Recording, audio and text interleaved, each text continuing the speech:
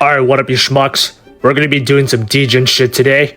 We're gonna be playing Smash or Pass featuring indie VTubers. But I'm gonna lay down a few rules to make it fair. No fan art, no skills, no lore, no personality, and no talent behind the model. We're only judging them based on their current base models only. So no swimsuits or special outfits, cause that would be too easy. With that being said, let's get this shit rolling. I love Doki's flat chest. The window is huge and is complemented by a black strap as a visual standout. Unfortunately, that's the only thing I find sexy about this model. Everything else is pretty tame.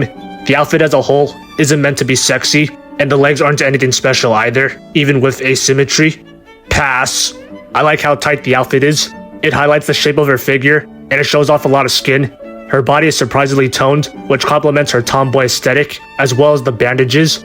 Not only does it make her look like a rough gal, but they do a nice job at grabbing your attention since they're white, and it adds asymmetry to her design. Smash. Speaking of tomboys, engineers are one of my favorite tomboy archetypes, and this one is no different. It's a cool model with nice sex appeal. First off, I like the clever use of colors. The red shirt underneath does a nice job of highlighting her tits. It visually sticks out in contrast with their dark overalls. Speaking of which, it tightly hugs her body, therefore capturing the shape of her figure, highlighting her waist and hips. My only minor complaint is this part of her pants. It has no reason to physically stay up like that, and it's a missed opportunity to show off more leg, but I'd still smash. I've never seen such luscious eyes on a VTuber model in my life. I can't help but get lost whenever I look at those goddamn beautiful eyes. The sparkles in his eyes are like looking at an endless sea of stars. And have you seen that complexion? Absolutely breathtaking. His smile is simple, yet it speaks 1,000 words, and his skin looks silky smooth, so you know he takes care of himself hygienically. And just get a look at his figure. That's what peak body performance looks like. I say this in the name of science, that if you look like this, you're guaranteed to get bitches on your dick. Because everyone loves anything that's shaped like a friend. You really think people like Vito because he's the best tech VTuber? Fuck no. People like him because his model is built like an absolute Gigachad. When people look at this, the only thing on their mind is how much they want to make sweet tender love to him. But not only is he built different, but Vito has the lewdest model in the VTuber space, surpassing Project Melody. Unlike Mel, who still wears a choker even while her clothes are off, Vito is completely butt naked from head to toe. I just can't believe Twitch lets him get away with this shit. My theory is that banning Vito would mean not being able to admire his amazing figure, which is valid. I mean, who wouldn't want a piece of this? Overall, solid design. Easy smash. The tits are very promising, and the corset does a nice job of defining his waist and hips. However, I don't like the outfit. It's really big and frilly. It covers almost the entire model. Joel has one of the thickest models in the VTuber space, so having all of that covered up is such a missed opportunity. Pass.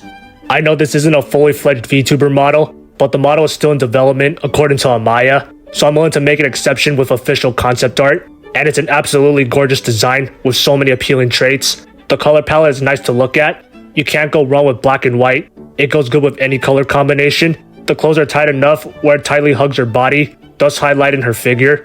The chest area is extremely promising. The black strap is a nice visual standout. It draws attention to her tits, which are complemented by a lovely boob window. Her black booty shorts stand out in contrast with her white shirt and light skin, highlighting the shape and thickness of her hips and thighs. Speaking of which, they're absolutely breathtaking and are complemented by black straps for added sex appeal. The way they pinch against her thighs is enough to make the strongest of men cry tears of joy. I think I've experienced true enlightenment because those thighs don't lie. I'm looking forward to the final product when this becomes a fully fledged VTuber model. Easy smash. I love the comfy vibes this model is going for, and it has striking sex appeal. The wrinkles on the hoodie give off a sense of implied thickness in her chest area. The long thick thighs are also nice to look at. And lastly, I like the feet. It's clearly the best part of this model. Everything else is just a plus. Overall, it's a simple design with nice sex appeal. Smash. I like how tight her outfit is. It does a nice job of highlighting the shape of her figure. Her tits are nice, and she shows a decent amount of skin. However, I'm not a fan of uncanny models. Sometimes they're done well, but most times I prefer my woman fully 2D or fully 3D. I don't like anything in between. Not to mention, the model looks kinda outdated. In my opinion, the shading makes the model look kinda murky in comparison with most bright and colorful models I'm used to seeing. Pass. If you know me, I'm a sucker for short stacks. They're one of the few waifu archetypes that can be adorably cute and hot at the same time. Along with being short and petite, the model shows a lot of skin. Her clothes are skin tight, therefore highlighting the shape of her figure, as well as color coding the parts of her body with sex appeal. The white shirt highlights her massive cow tits, and the black booty shorts highlight her hips and bulge. And lastly, I love the thighs. They're thick as fuck, and they're complemented by asymmetry for visual charm. Easy smash. And lastly, we got my boy, Horisto. Normally, I'm not into hyper masculine designs, but I'm willing to make an exception with this one. I prefer looking at this compared to something like this. Personally, I feel all muscly dudes have the same body type, and I find that pretty boring, but I don't feel that way towards this design. For me, I find comedy to be a very sexy trait.